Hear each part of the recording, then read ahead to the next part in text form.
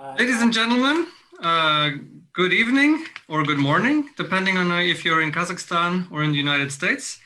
Welcome to this forum of the Central Asia Caucasus Institute.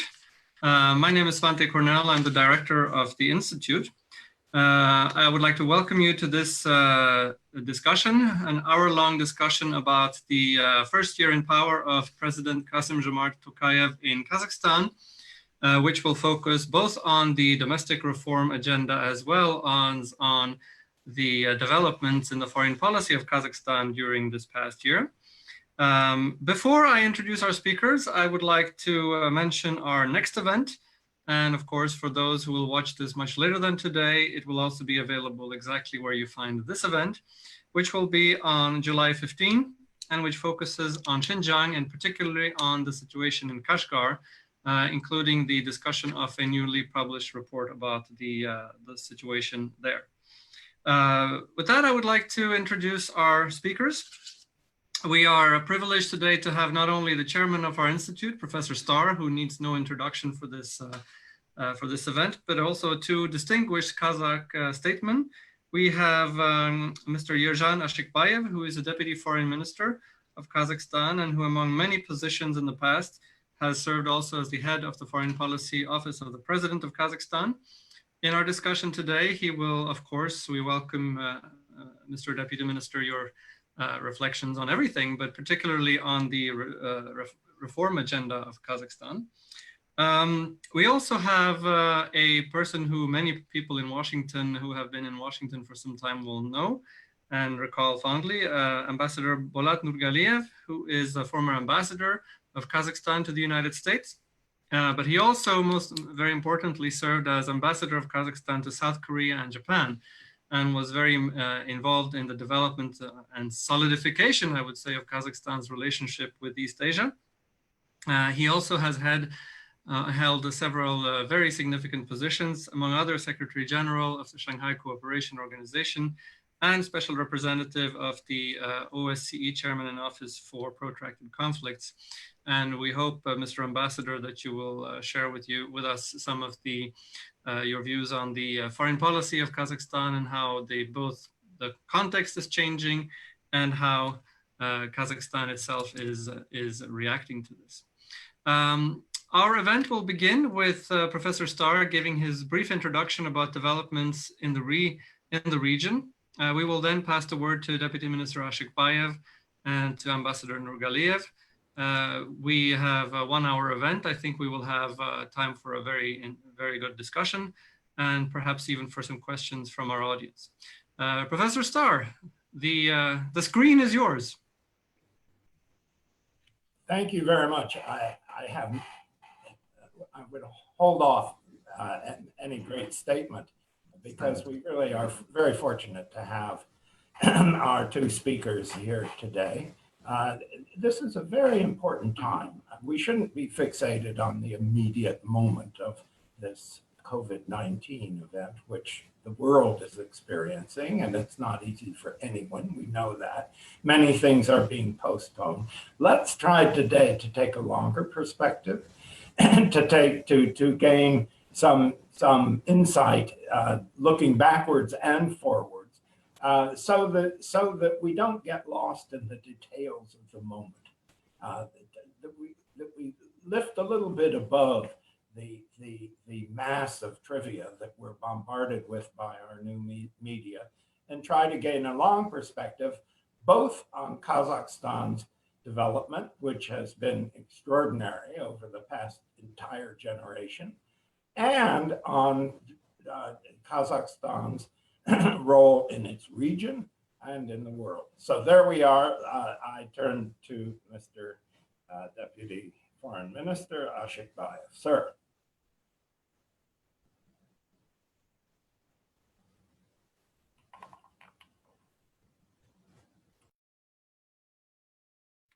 We need to unmute you, Mr. Deputy Minister. Could somebody help the Deputy Minister who is muted?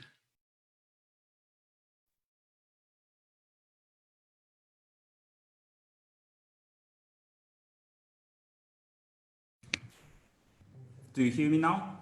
We hear you now. Please go ahead. Oh, thank you, Professor Starr, for sharing the screen with me. First and foremost, congratulations on the belated Independence Day of the United States. This is the holiday, unfortunately, and all the public holidays around the globe, all the people are celebrating with some tears in their eyes, and it's quite unfortunate that we are trying to adjust to new circumstances, and but this is also a time for the countries, for the governments, for the nations to demonstrate their solidarity, to demonstrate their active positions on the global arena. And we are proud to working hand in hand with the United States on trying to combat the pandemic, build resilience, strengthen economic recovery. And of course, we very much value US government support to the people of Kazakhstan in these difficult times. Coming to the topic of today's meeting, 1 year of President Tokayev's presidency. Well, the past 2019, the past year was definitely a milestone in contemporary history of Kazakhstan. We managed to have a very smooth transition of powers, and 1 year after that, we can say that Kazakhstan is continuing along its path of development. Of course, immediately after President Tokayev assumed his, came to office, he reaffirmed the continuity of foreign policy and strategic programs of the first president, namely to enter the top 30 most competitive nations of the world, which is the aspiration of Kazakhstan. And despite the global lockdown, Kazakhstan is not slowing down when it comes to the implementation of our political modernization process. Since last year, we've been continuing to implement our political reforms, and this is, as President Tokayev mentioned, this is the first wave of political reforms. So, and I'm very much glad to also mention that support of President Trump, who recognized political and democratic reforms in Kazakhstan by saying in his letter to President Tokayev, and I quote, "Your ambitious reform agenda aimed at political modernization is commendable." So coming to domestic policy issues, let me just note several milestones that Kazakhstan, the government, has accomplished. So we have amendments to the law on labor unions, which aims at further strengthening social partnerships. We removed the highly criticized requirement for labor unions to join senior associations. And this is fully in line with Kazakhstan's obligations under the respective covenants of the International Labour Organization. Then we have adopted the law on the procedure for organizing and holding peaceful assemblies. This, frankly speaking, this bill was singled out of the package of legislation and was heavily criticized, and so often it was criticized without any grounds for that. I took with me the press release by Freedom House of May 4th, 2020, which said, and I quote, "Law severely limiting peaceful assembly is adopted during a state of emergency without anywhere near the necessary level of transparency or public consultation, raises serious concerns about the democratic process in Kazakhstan." So that raised so many eyebrows here in Kazakhstan because, well, compared to the legislation of 1995, this law is definitely a major step forward in terms of eliminating so many procedural obstacles to peaceful assemblies. And it's a nonsense situation when this law is being so harshly criticized. And let me say that, to my personal opinion, Kazakhstan should have been supported for not stopping democratic liberalization and political liberalization process at the times of COVID. So there are plenty of novelties in this legislation, but let me also mention several other laws, like law on political parties, which halved registration threshold for political parties and introduced a 30% quota for women and youth in party lists. We have also amendments into the law on the Parliament of Kazakhstan, which formally recognizes the need and existence of parliamentary opposition. So the law gives the right to opposition parties to introduce alternative bills and guarantees post of chairman to the one of the committees at lower chamber of the parliament for opposition parties. We have also decriminalized article very much criticized article on defamation. Decriminalization of defamation took place. We have also started a process of Kazakhstan joining the second optional protocol to International Covenant on Civil and Political Rights. Basically, this is on abolition of the death penalty. And well, this is going in line with overall process of domestic reforms. So it's not surprise. You shouldn't be surprised that I mentioned the first package of political reforms, these terms several times, but I was essentially quoting President Tokayev, who on so many occasions reiterated that these set of legislation is the first wave of reforms. And we very much look forward to the implementation of these laws, and we count on the support of partner nations, of international organizations, of non-governmental organizations, both domestic and international alike, to make sure that these laws are effectively implemented and widely used in Kazakhstan. And in terms of peaceful assemblies, we have started seeing a new culture of public protests being developed here in Kazakhstan, with more than 30 different peaceful assemblies taking place within a first month of introduction of this law. So I have some other issues to cover, but I'm mindful of my time limit. So these are my introductory remarks, and I'm very much looking forward to further discussions. Thank you. Thank you very much, Mr. Deputy Minister. I see if Professor Starr, yes, but would you like to say something, Professor, at this point? No. Let us move to Ambassador Nurgaliev. Please, Mr. Ambassador, the screen is yours, as we say nowadays. Thank you, Mr. Karnell. Good morning, ladies and gentlemen.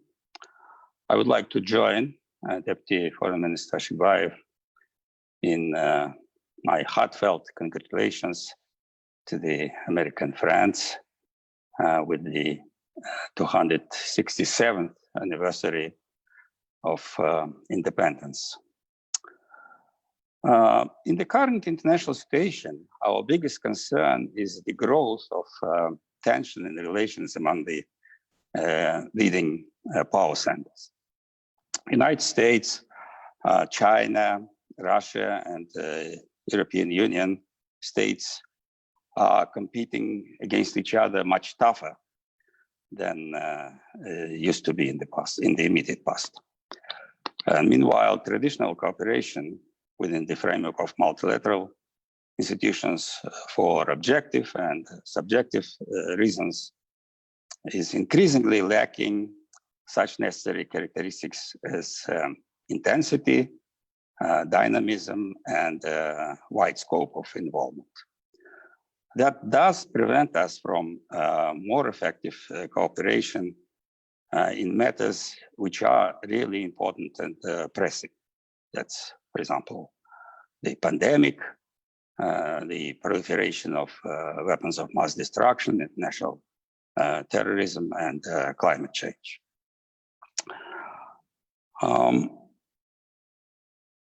While one of the geopolitical consequences of the crisis, of the current crisis, is the sharpening of rivalry between the collective West and the collective East.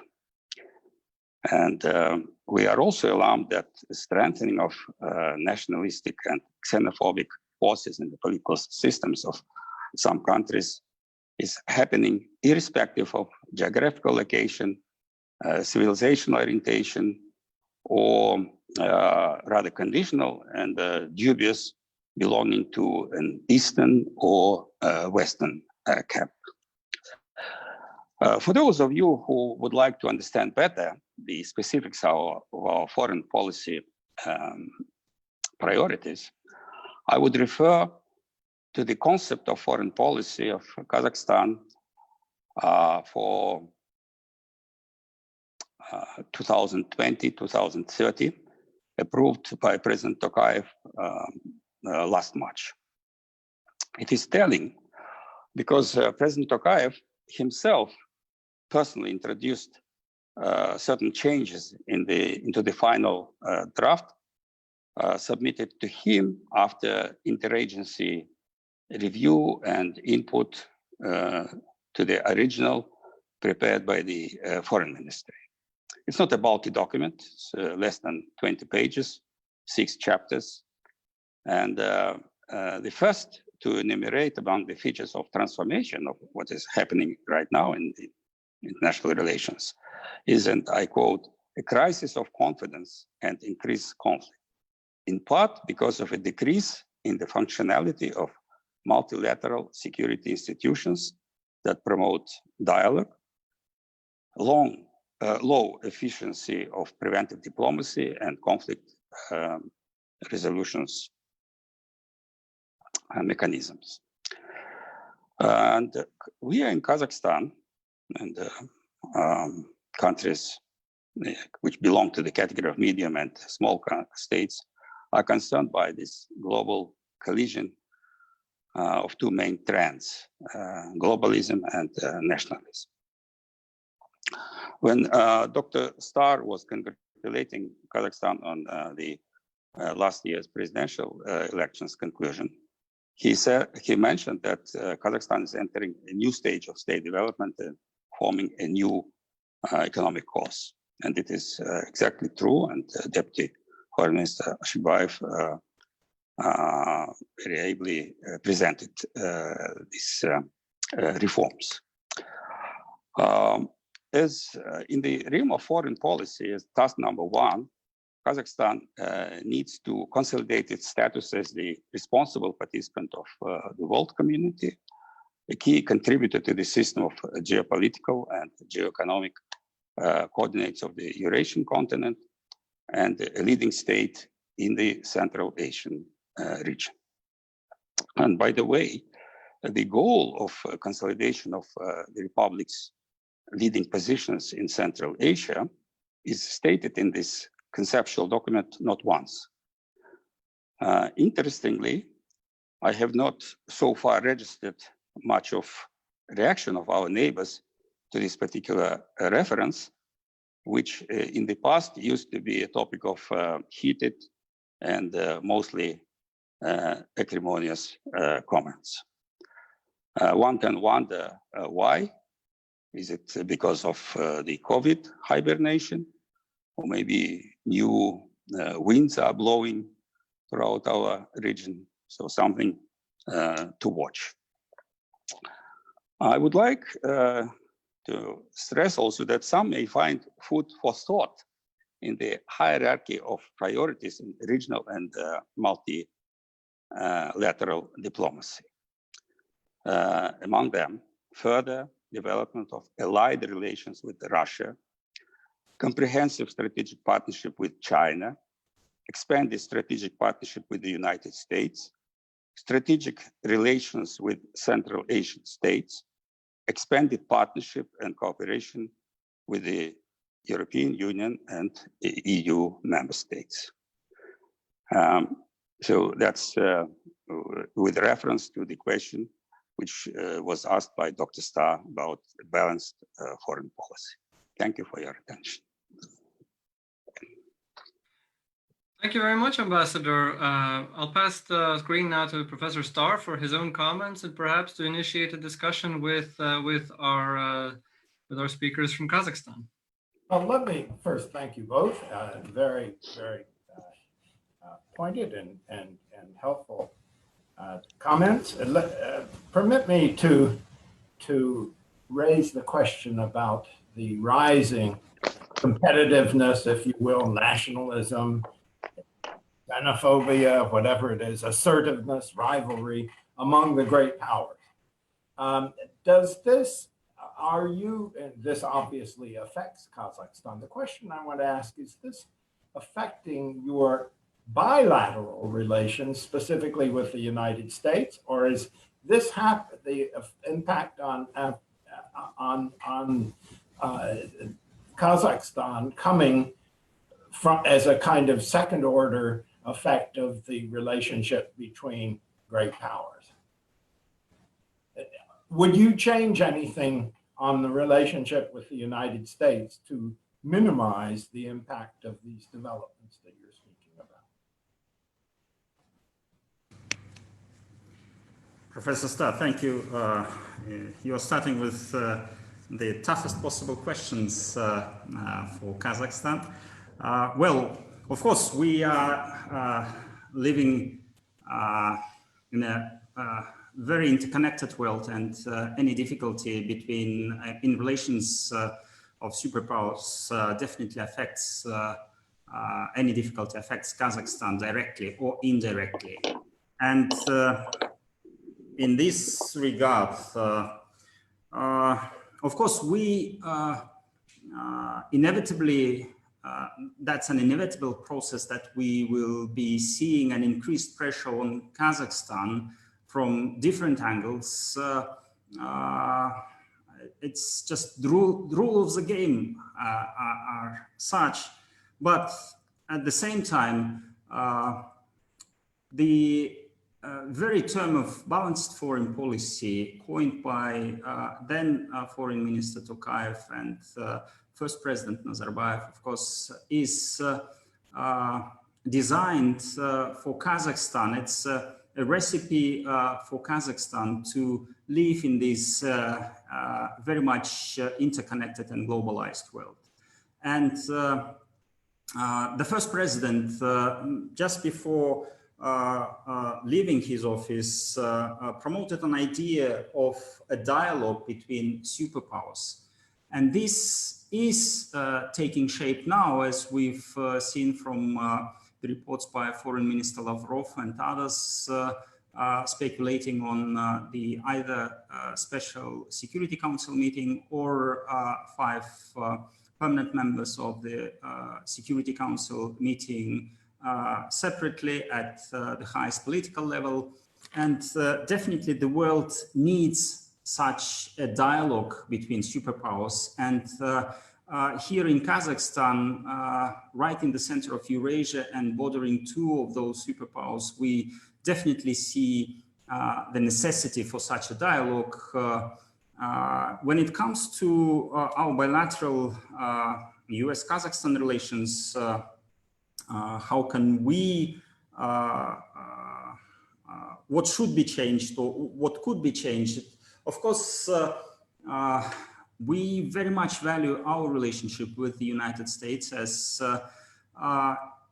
any major document between our 2 countries has a commitment, a political commitment by the United States government to work for the independence, sovereignty, and territorial integrity of Kazakhstan. And this is very much appreciated by Kazakh side.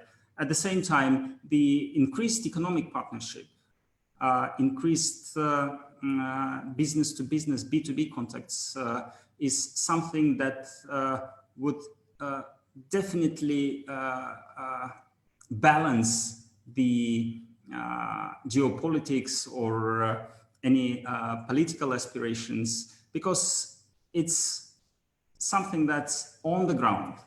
And by developing those relationships, the support by the US administration, any US administration, be it Republican or Democratic, the support of business connections, the support of cultural exchanges, humanitarian ties will be very much welcome in this regard.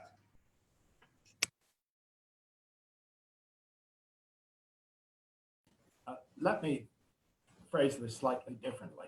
The idea of a balanced foreign policy, is, which Mr. Tokayev proposed already 20 years ago in a big fat book, pertained largely to geopolitics and security. And you're suggesting here, and I think it's very important, that this should be extended in a formal way to balance in economic relations. Is that actually Kazakhstan's position? And if not, shouldn't it be? It has already been implemented. If you look at investment partners of Kazakhstan, then we have very fair distribution, fair shares of different stakeholders in Kazakh economy. So, because it's slightly different in trade because of geographic proximity to Russia and China, and then the European Union is balancing in these trade relations. But if you look at economic investment flows, then it's fairly distributed. So this is the way that we would like to continue along these lines. We would like to see the feasible presence of not only of US companies, but as we are living in a globalized world, in a global supply chains, we equally so would like to see the presence of Russian, Chinese, European, and other and companies from other corners of the world. You didn't mention India, I know. Well, Turkey, Iran, India, Pakistan, South Korea, Japan. So balance, even if it's not an official stated part of the overall, economics is not officially a part of the overall balance strategy. Nonetheless, it is there, you're saying, and thank you. Can I turn to another question, and that is to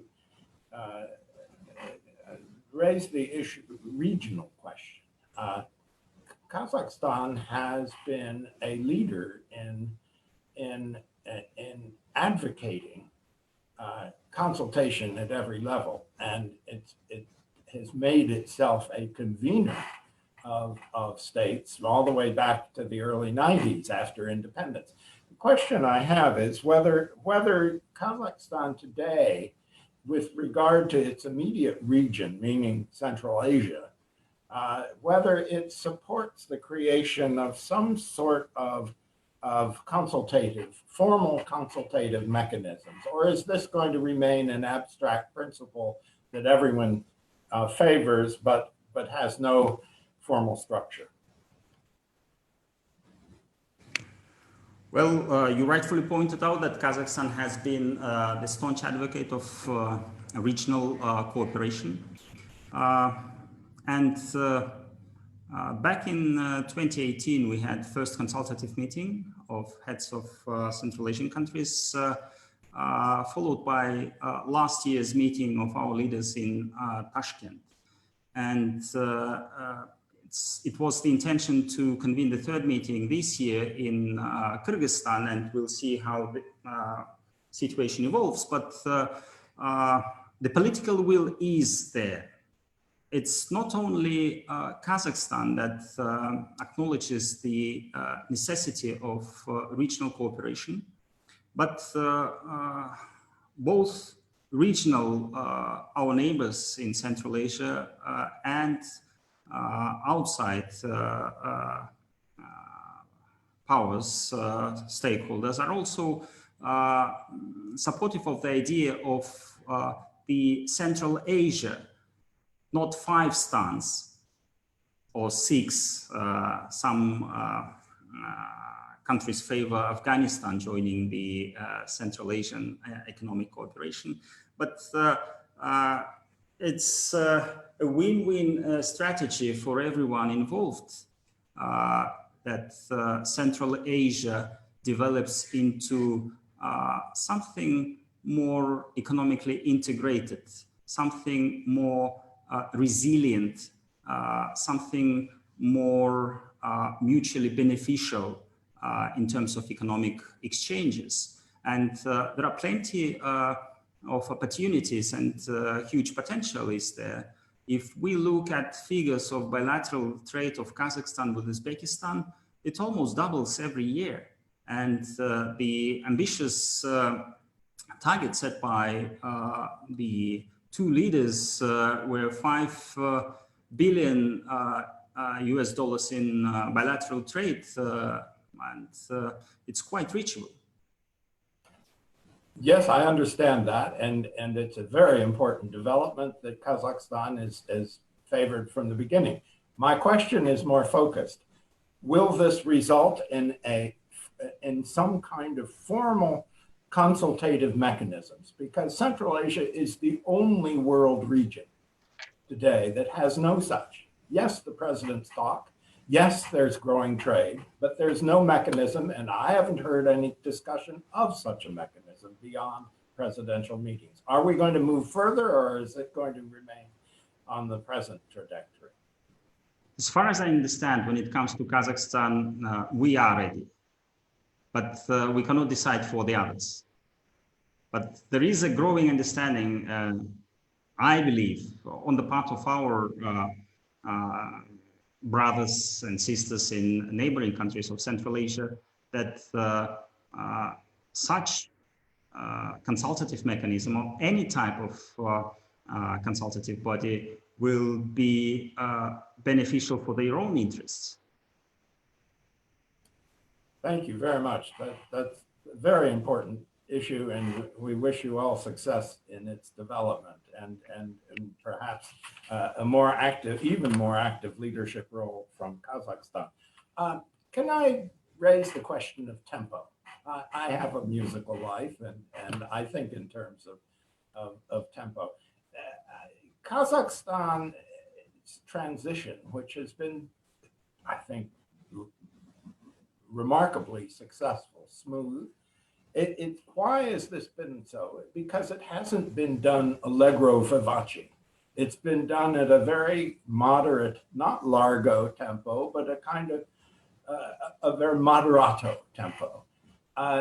Is this moderato tempo, which is neither largo on the one side, nor is it vivace on the other, allegro vivace on the other, is this middle tempo going to work in terms of the social realities of new generations, new attitudes, new communication? Or will you have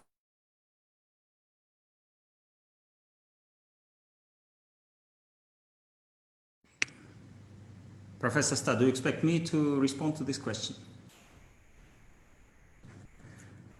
Well, I would say it's a challenge for any government in the world to keep up with the pace of social transformations, and we are no exception to this. Moderato tempo has been, I'm using your words, has been quite useful in the Kazakhstan's development for the past almost 30 years. And unless major developments affects that, I don't see any grounds for us to take a more speedy tempo.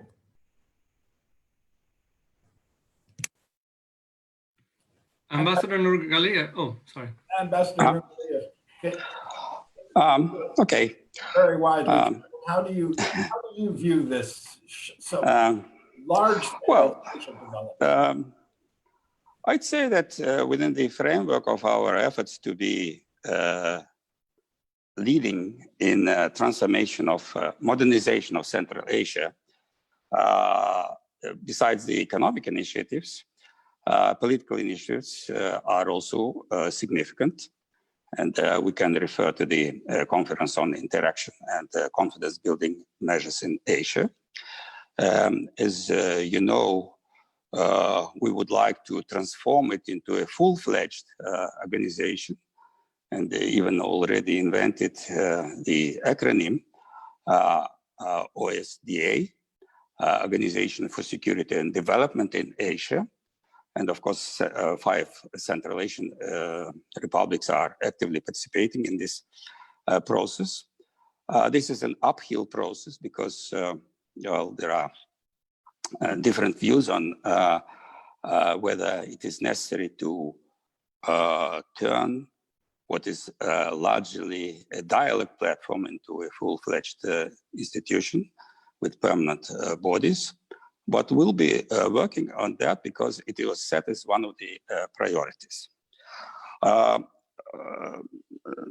I agree with the Deputy Minister Shekbaev on the necessity to involve the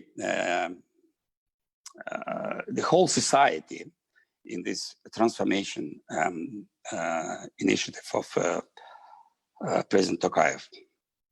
And as those of you who were in diplomatic service know that your first overseas assignment is like, can be compared with a first love. Even if the experience is a mixture of sweet and sour, you'll never forget it. So for me, for example, it is Pakistan. And though it was 40 years ago, I still follow very closely developments there. As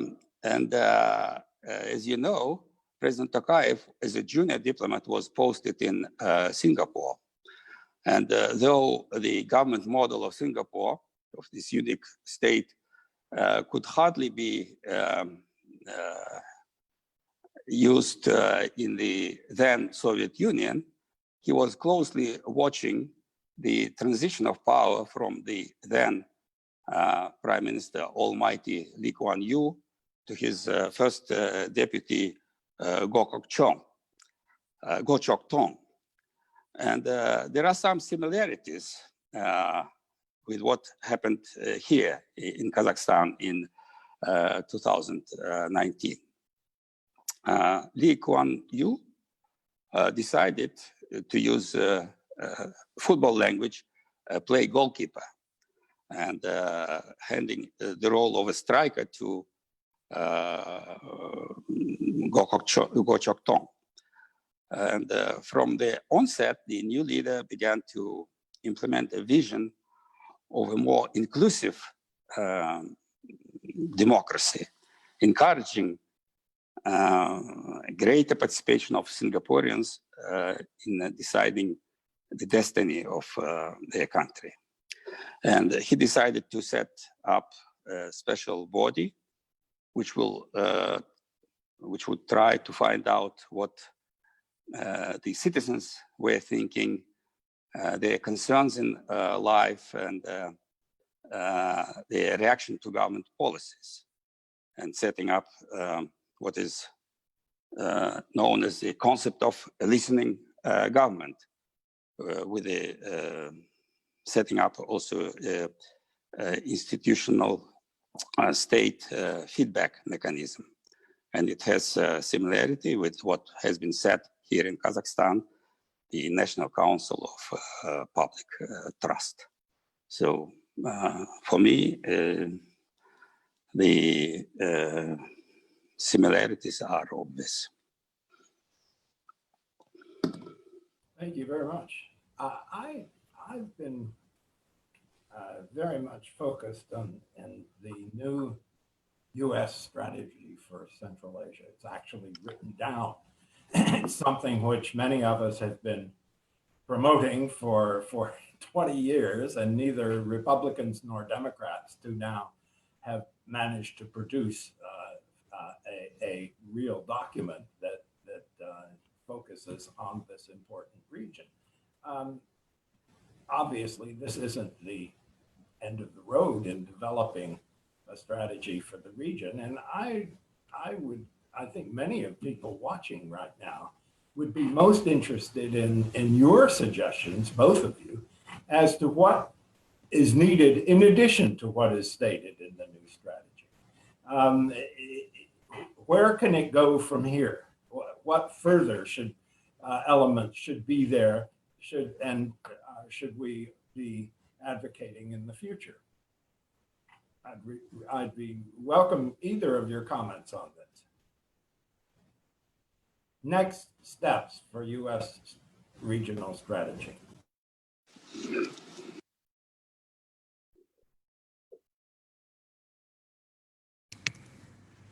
Ambassador Nurgaliev probably wants me to take the floor. Of course, we were very much happy with this new U.S. strategy on Central Asia, and we specifically saw the, of course, first and foremost, commitment of the United States to independence, sovereignty, and territorial integrity of all 5 Central Asian states, but also the separation of Central Asia from the developments in Afghanistan. So no matter what happens in Afghanistan, that will not be undermining the commitment of the United States to the development of relations with Central Asia. So commitment is there, and it should be supplemented by real projects, be it in economy, be it in humanitarian sphere. I first and foremost refer to education, because not everyone in the United States is aware of the large-scale educational reform here in Kazakhstan, and it's so rewarding to see the younger generation fluently speaking English, and it's one of the ways to address the geographic disparities of Kazakhstan. So, and it's a manifesto, realization of the manifesto that was proclaimed back in early 90s, that Kazakhstan as a big Eurasian country should not be limiting itself to the region only. So we want to be a part of global development, and the US is one of the partners of this trend of Kazakhstan being a full-fledged participant to global processes. I understand that, and I think everyone welcomes it and appreciates it. However, when you say, yes, we're not just a regional entity, we play on the global stage. That's certainly true. At the same time, if you are not in any serious sense linked with your regional neighbors in Central Asia, it will remain absolutely certain that major powers, whether the present ones or future ones, will play you against each other, divide and conquer. It's an old game. Everyone has played it, and you've been on the receiving end. So I would just supplement your comment, saying that the U.S. should put its shoulder more firmly behind the development of regional consultative bodies, which are neutral with respect to the powers, that are purely local and regional in identity, but separate from the many links that you have now and will in the future have on the global stage. Ambassador Nurgaliev, were you going to? Well, I totally agree that we would like to see more active or proactive US policy in Central Asia. I remember very well the history of our initial efforts to set up the Conference on Interaction and Confidence Building Measures in Asia. And we were inviting Asian countries, including US, to take part. And that was, of course, early, that was 93, 94, 95. Initial reaction was that we'll watch. Japan and South Korea showed their interest and took part at the initial discussions. And so the working group, their ambassadors in Almaty were working with us in drafting different documents. But then seeing the somewhat cool attitude of Washington, they slowly passed out from this process and dropped out of this. And now, I think one of the things that could have been done and might be part of the US strategy for Central Asia is the support of the foreign policy initiatives of countries like Kazakhstan. For us, when we want to turn the SICA into the OSDA, the support, the active participation of world powers like the United States will be making the effort much more effective. So thinking about how the US can be helpful in promoting regional integration, I believe this is one of the venues. Let me raise a related question. Beginning in the early 90s, right after independence, Kazakhstan reached out to the world. It began de facto not a policy of non-alignment, but a policy of multi-alignment. And it has continued this and developed it over quite consistently over time. I'm wondering whether Kazakhstan's famous convening power, which has been demonstrated again and again and again over the last 30 years, whether Kazakhstan's convening power should not be used to bring together countries that seek the same kind of non-alignment, but multi-alignment that Kazakhstan has been pursuing.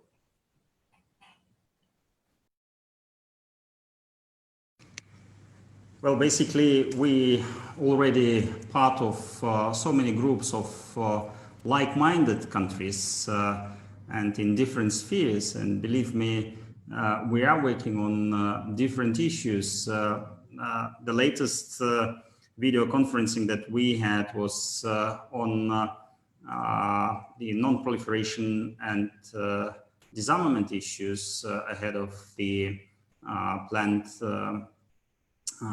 review conference on a nuclear non-proliferation treaty with countries, diverse group of countries like Sweden, Germany, Kazakhstan, New Zealand, Indonesia, and some others. And this is the way we believe to act. But when it comes to, I want to come back to your previous question.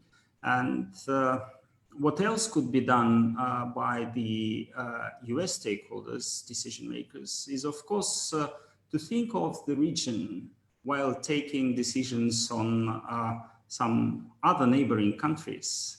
I particularly refer to the sanctions policies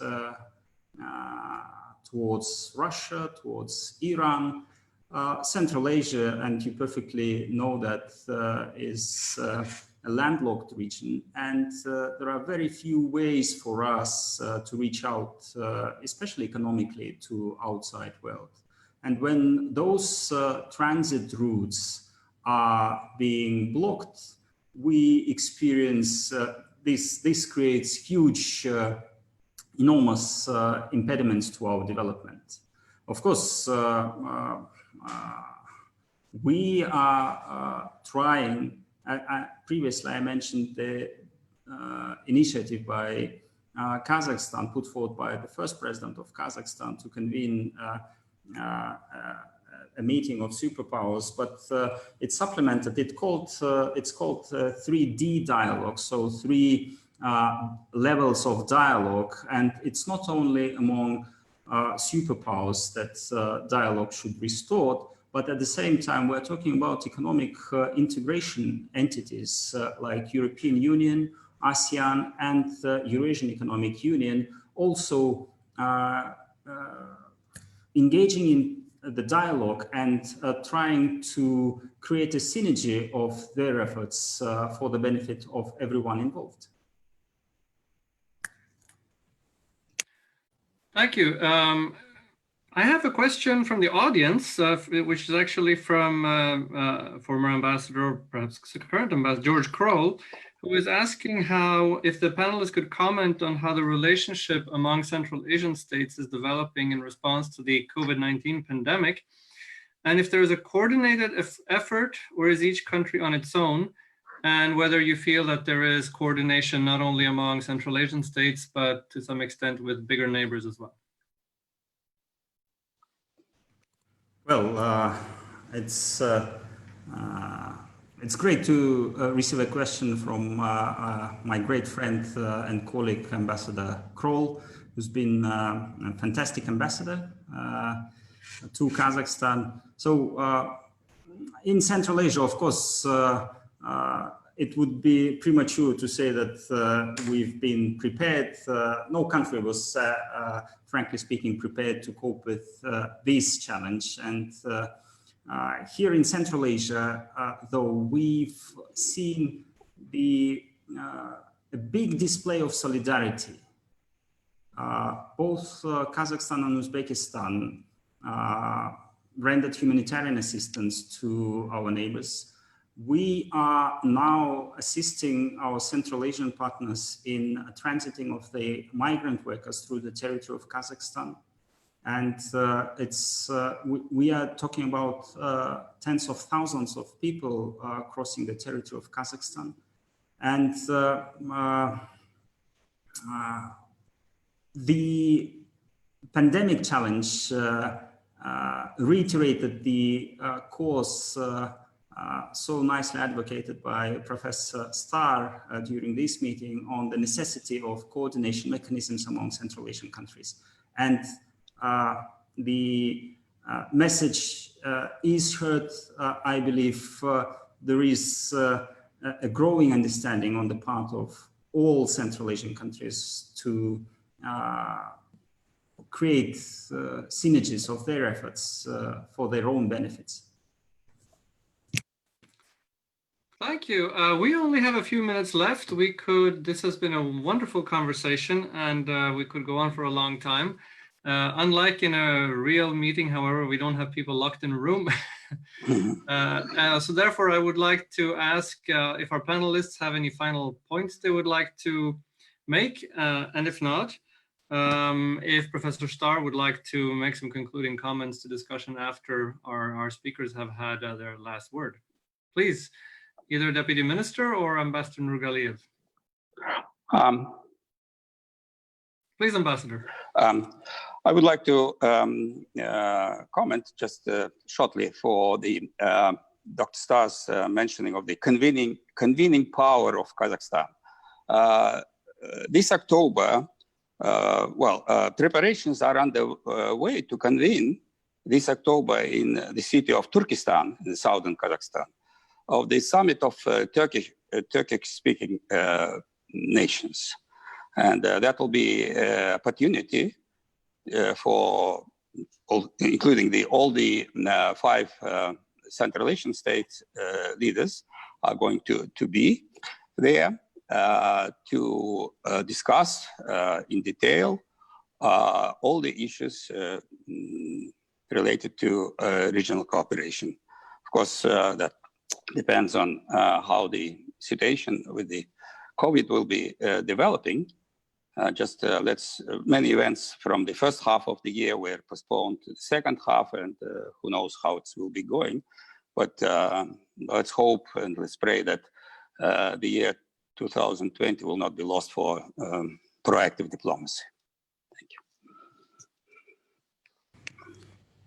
If I may, just a short words of thanks to organizers, Professor Star, for your wonderful questions, Svante, for your moderating this event. And it's very much important for us to reach out to US audiences, to those interested in Central Asia, in Kazakhstan. And I would like to reiterate our readiness as Foreign Ministry, as Government of Kazakhstan, to be as frequently as possible your guests and to contribute to this rising awareness of what's going on in this part of the world.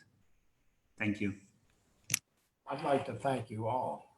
This has been extremely interesting, and what a pleasure to see 2 such competent, proven, and very, very solid statesmen and diplomats representing their country. This is one reason why we should all be optimistic about Kazakhstan's future, as I think most everyone in this audience is.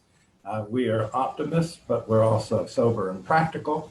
And we want with you to ask, well, what are the new horizons that should be open to expand not only the United States' relationship with Kazakhstan and the region, but Kazakhstan's relationship with the world. They are closely related. And I do want to say in closing that your comments with regard to regional coordination, regional cooperation within Central Asia are very important, because this is the only world region that doesn't have such. You can be in 10 other clubs, and you should be, and bravo. On the other hand, without these, the whole is less than the sum of the parts. And the way to enhance your engagement with the major powers and the world as a whole, and to resolve such issues as transport, as you correctly and significantly stressed, the way to do that is to have institutional structures that enable you to link arms with your neighbor, not sacrificing sovereignty at all, but creating a situation where 1 + 1 + 1 + 1 + 1 is more than 5. So we thank you very much. We congratulate Kazakhstan on this first year of new presidency, where we share your optimism, we salute your activism, and we also respect the choice of tempo that you've made in the past and that you continue to make it present, which is a very correct and very responsible. Thank you all very much, and thank everyone in the audience for trying to join. Thank you, Dr. Starr. Thank you, all friends. Thank you. Sure. Take care. Stay well. You too.